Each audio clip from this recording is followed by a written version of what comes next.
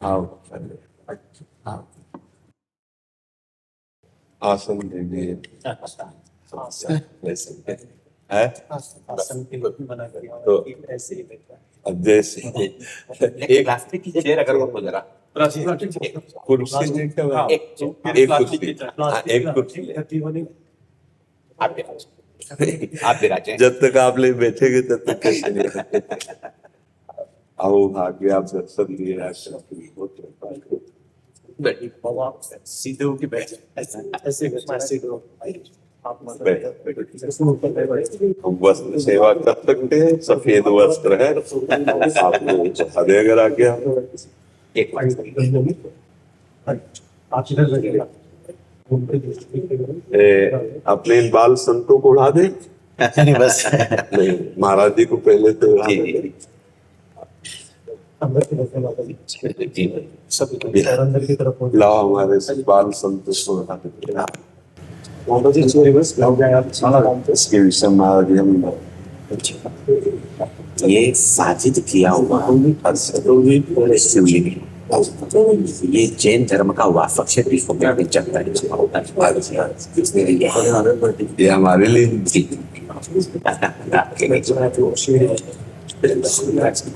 एक से दो मिलना और सुख के लिए लेंगे।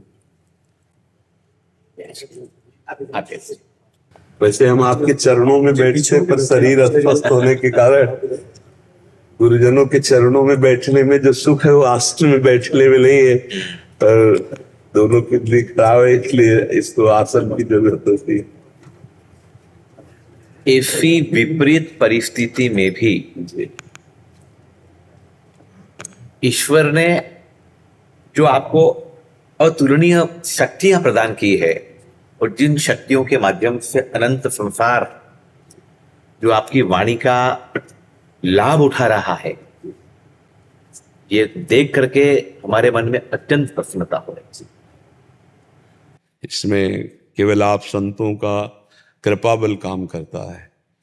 जो संतों का एक करुणा में स्वभाव होता है, उसी करुणा में स्वभाव से पोषित होकर अगर देह भाव से युक्त हो जाएं अभी, तो अभी कोई सामर्थ्य नहीं है, लेकिन इस देह को यंत्रवत केवल चलाया जा रहा है और हम उसे देख रहे हैं, केवल बस इस भाव से चल रहा है जी।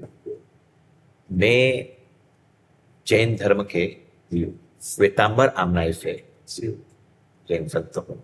अच्छा, उसमें एक है दिगंबर, दो परंपरा है जी। भगवान महावीर की जो परंपरा है वो दो परंपरा है जी। एक श्वेतांबर परंपरा जिस हम बिलोंग करते हैं जी। एक दिगंबर परंपरा जो वस्त्र रहित जी हाँ जो परंपरा होती है। तो हम भ्रमण करते हैं और भ्रमण करते करते पैदल भ्रमण करते करते अयोध्या नेपाल आदि भ्रमण करते करते इधर आना हुआ।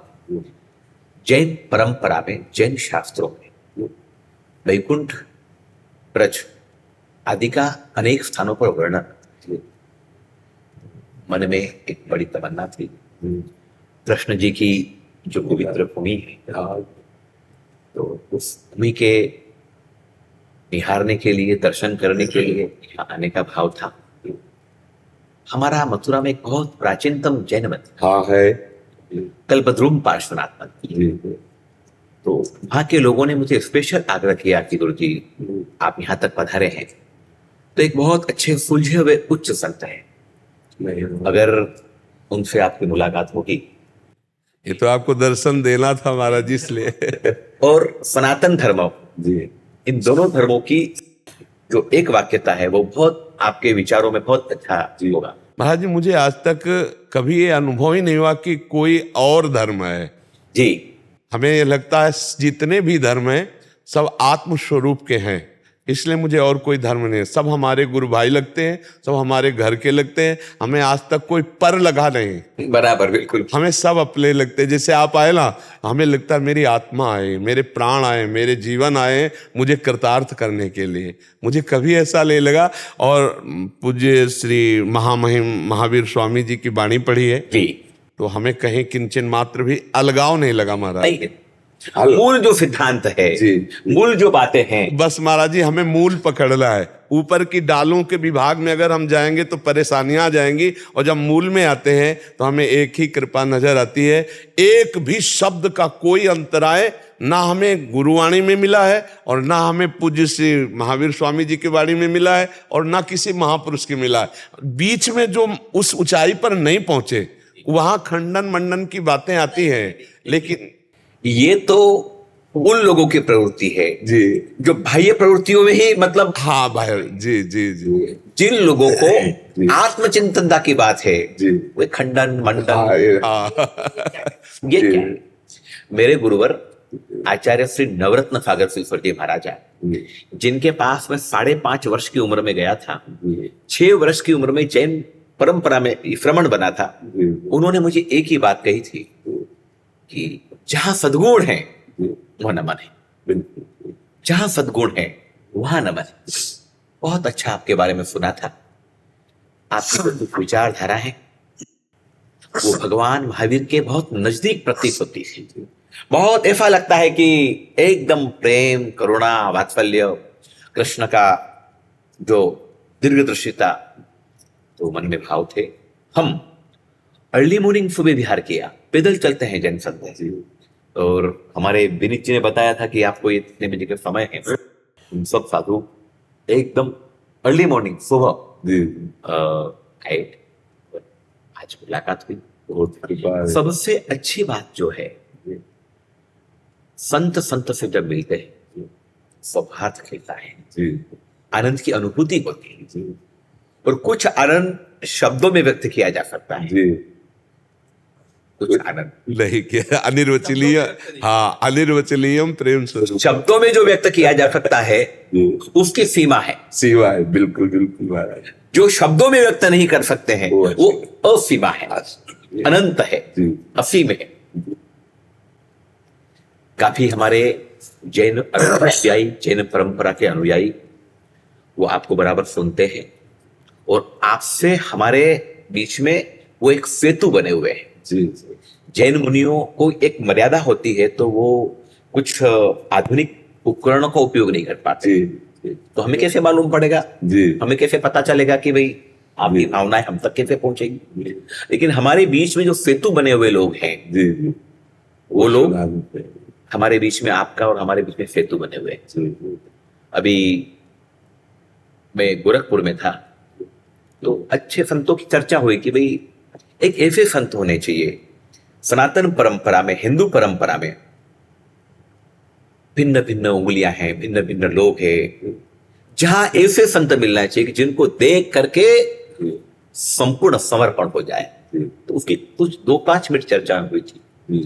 2-5 जो संतों की चर्चा हुई थी, उसमें एक आपका भी जिक्र हुआ था। तो तभी से मेरे माइंड में था कि अपन जाएंगे, मिलेंगे। एक विडंबना है हमारी जो सनातन परंपरा है, इसमें एक विडंबना है। एक वाक्यता, ऐक्यता, उसमें कहीं कहीं प्रॉब्लम है।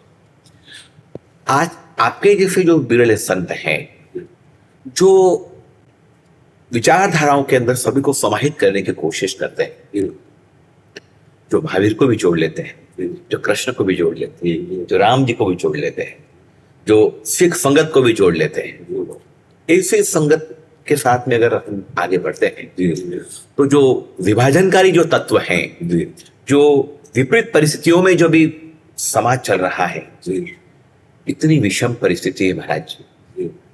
मैं तो पैदल, हाँ, आप भ्रमण करते, आप देखते हैं, बिल्कुल।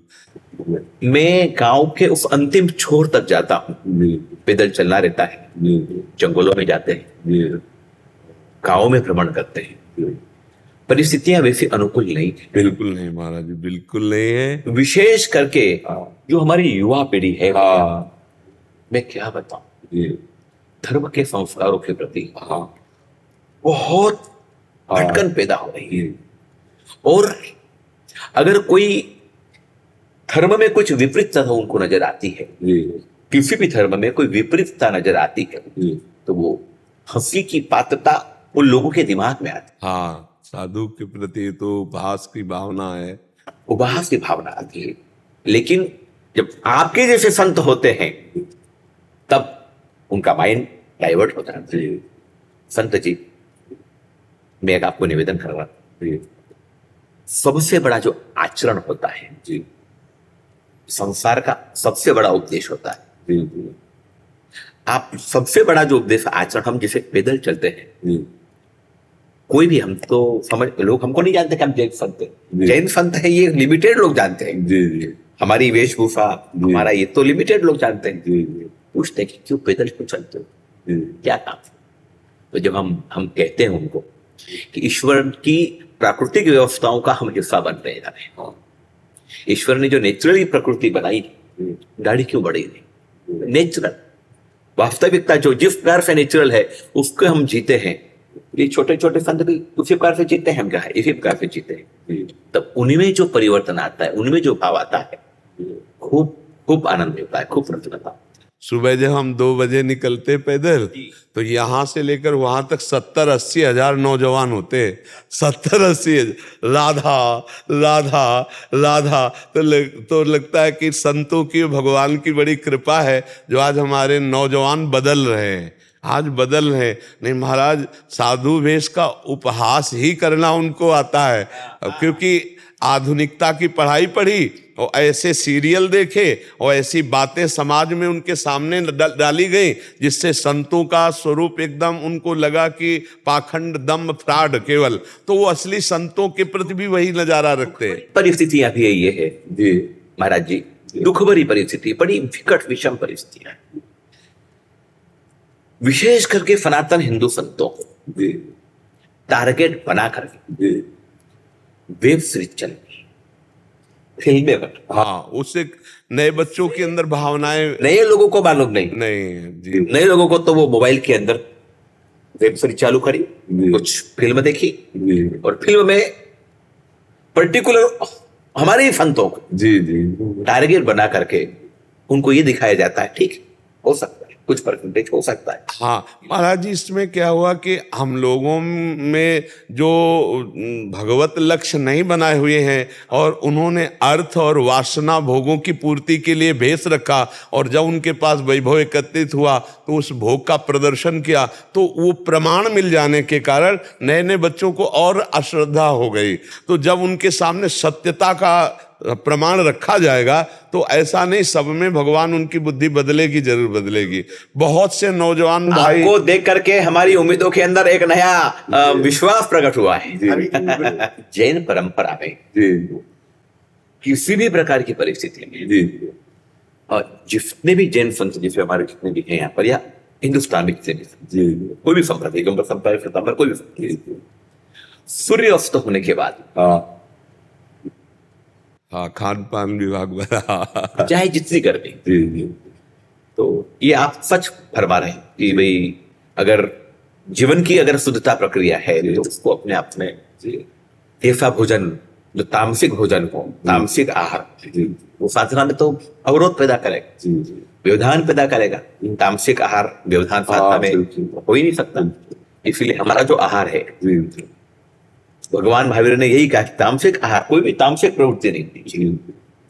और अभी जो विचारधारा है, सबको साथ में जोड़ने की जो भावना है, और बस आप गुरुजनों का आशीष रहे कि हम जब तक श्वास प्राण रहे तब तक आप संतों की, समाज की यही सेवा बने कि जो आप संतों से जूठन मिली है ज्ञान की, वही सबको पवा सके। बस हम प्रभु से प्रार्थना करेंगे, ईश्वर आपका जो स्वास्थ्य, हमने थोड़ी सी जानकारी निकाली है आपके बारे में, लेकिन उसके बावजूद भी अनुकूल परिस्थिति में तो सारी दुनिया चलती है। जी जी जी अनुकूल परिस्थिति में तो सारी दुनिया चलती है, लेकिन विपरीत परिस्थितियों में भी जो ये आपने जो मजमा बना रखा है, हम जयपुर जा रहे हैं यहाँ से, हमारा वर्षावास 4 महीने के लिए जयपुर चातुर्मास। जैन संत केवल 4 महीने ही एक जगह स्थिर रहते हैं, जी 8 महीने उसकी भ्रमणता होती है। जी वैसे प्रायः संन्यास विरक्ति का यही नियम है, हर संप्रदाय की विरक्ति का नियम है कि चातुर्मास एक जगह, इसके बाद आप भ्रमण कर सकते हैं, ऐसा। जी पर खूब प्रसन्नता होगी। हमने अपनी साधना में भी हमारी आराधना में उपासना होती है, जैन परंपरा में प्रतिक्रमण होती है, साधना होती है, उसमें भी हम जरूर आपके विषय में ईश्वर से प्रार्थना करेंगे कि ऐसे संत अगर होते हैं तो क्या समाज में बड़ा विघटन चल रहा है, बहुत विकट विषम परिस्थितियां हैं, बहुत विषम परिस्थितियां हैं महाराज जी, बड़ी विषम परिस्थितियां हैं। और ऐसी विषम परिस्थितियों में भी आप विपरीत परिस्थिति में भी जो शरीर तो साथ दे नहीं दे, मन जो है हमारा जी मन में तो हर समय इतना आनंद बना रहता है आप गुरुजनों के प्रताप से कि इसकी कोई परवाह नहीं। एक आत्मबल, एक भागवतिक बल, एक ऐसा चैतन्य बल जागृत है, वो हमारा नहीं है, वो आप सब गुरुजनों के द्वारा दिया हुआ, क्योंकि सेवा करवानी है। ये किंचन मात्र कहीं कोई हमको ऐसा महसूस नहीं होता कि मैं बीमार हूं, और जब यहां से हटूंगा तब बीमार हो जाऊंगा फिर सैया में पड़ जाऊंगा, फिर 4 लोग वो सब लीलाएं होगी, पर जब तक बैठे हैं तब तक एक अमोघ शक्ति काम कर रही है, गुरुजनों की, आप सब महापुरुषों की शक्ति काम कर रही है। और ये निश्चित केवल कुछ समय के लिए है।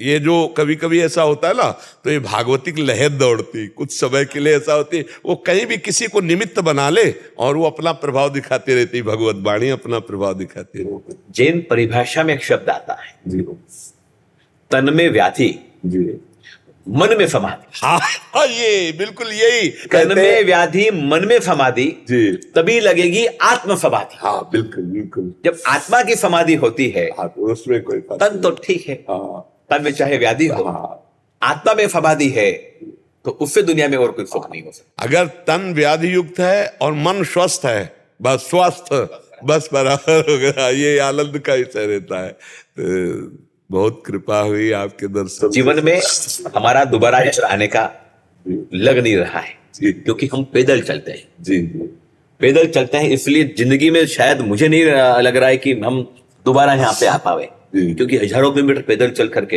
हमारा मूलतः गुजरात, राजस्थान, मध्य प्रदेश, महाराष्ट्र, ये विचरण का ज्यादा स्थान है। एक हमारा बहुत बड़ा तीर्थ है समेत शिखर जी, तो उस परंपरा उसके लिए हमारा यहाँ आगमन हुआ था। और फिर ये सब इच्छा हुई कि चलो यहाँ पर सब, ये वृंदावन की भूमि है, ब्रज की भूमि है, मथुरा की भूमि है, तो और हमारे जैन तीर्थंकरों की भी भूमि है, ये जैन कल्याणक भूमि है। अयोध्या जहां पर मैं गया था तो वहां पर 19 कल्याणक भूमियां हैं। भगवान ऋषभदेव, भगवान जितने भी तीर्थंकर है, वहां पर उनका जन्म हुआ था, वहां पर उनकी समाधि हुई थी, वहां पर उनके हुए थे। आपका इतना प्रेम है, अतिथि का सत्कार, संतों का सत्कार, ये तो आपके रोम रोम में भरा हुआ है। आपके चेहरे से ये प्रतीत हो रहा है, एक जैन संतों को आपने जो आज मान दिया, जिले हमारा प्यार दिया। और एक और बात है कि ज्ञानी ज्ञानी से मिले, कह रहे ज्ञान की बात, बस वही बात होती है। जहाँ ज्ञान हो जाता है फिर ये सब दूसरी बातें सब खत्म हो जाती है, वरना तो सब वो कहानियां चालू हो जाती है, वो भिन्न भिन्न प्रकार की बातें चालू हो जाती। पर आपका इतना स्नेह भाव है पंडित जी। छोटी सी बात करके मैं अपनी बात पूरी करूंगा। जब बात आहार की निकली तो बता रहा हूं, जैन संतों की सबसे महत्वपूर्ण अगर कोई धर्म को प्रचारित करने की प्रक्रिया है तो वो आहार प्रक्रिया है। हमारा उपदेश तो सेकेंडरी, पर सबसे महत्वपूर्ण, हम जो आहार ग्रहण करने के लिए चाहते हैं तो हमारे पात्र होते हैं, सारी सामग्रियां जो भी उनके लिए बनी हुई, अपने निमित्त से बनाए हुए का यूज नहीं करते हैं। उनके लिए जो बनाई हुई चीज होती है उसमें से अपने अनुकूल, उसमें हमारे जो अनुकूल है, उनकी जो श्रद्धा भक्ति, और इतना लेना, गौचरी, गद्दाचरी नहीं जितने से जितना आप सब ले ले ऐसा नहीं, एक सिस्टम होती है। तो उससे, उस प्रक्रिया से समाज के अंदर नास्तिक से नास्तिक व्यक्ति को भी एक बार तो मतलब सद्भाव ना बने। आपने हमें जो समय प्रदान किया है, ये मुझे समय प्रदान नहीं हुआ, ये समस्त जैन परंपरा को आपने समय प्रदान नहीं, हम सबके चरणों में। आज हमारे लाखों लोगों को जब ये पता चलेगा, लाखों समाजजनों को जब पता चलेगा कि संत श्री प्रेमानंद जी महाराज ने, आचार्य विश्वरत्न सागर जी और इनकी जो भेंट वार्ता हुई है, जो प्रेम वार्ता हुई है, प्रेम वार्ता हुई है, प्रेम वार्ता जो हुई, तो इससे समाज में एक बहुत अच्छा समझ, बहुत अच्छा समझ, जैन कम्युनिटी एक माइंडेड, रिचेस्ट, ब्रिलियंट और राष्ट्र के लिए, देश के लिए निर्माण करने वाली परम और कम्युनिटी है। तो उसके जो संत है, उसके जो मार्गदर्शक, उसके ऊपर जो संत रहते हैं जी वो इनको मार्गदर्शित करते हैं। जब उन सबको पता चलेगा जी तो ये आज हमें आशीष मिलेगा, ये पक्का है। जी। प्रभु की कृपा होगी। संत जी इतने व्यस्तम समय में भी आपने हमारे सब संतों को समय दिया, आपने जो प्यार दिया, स्नेह दिया, पूरा हमारा जैन परंपरा जो है, हमारे हजारों साधु भगवंतों को जब ये पता चलेगा तो खूब प्रसन्न होंगे, खूब प्रसन्न। थोड़ा रास्ता बना लीजिए। एक अरे अरे अरे बस बस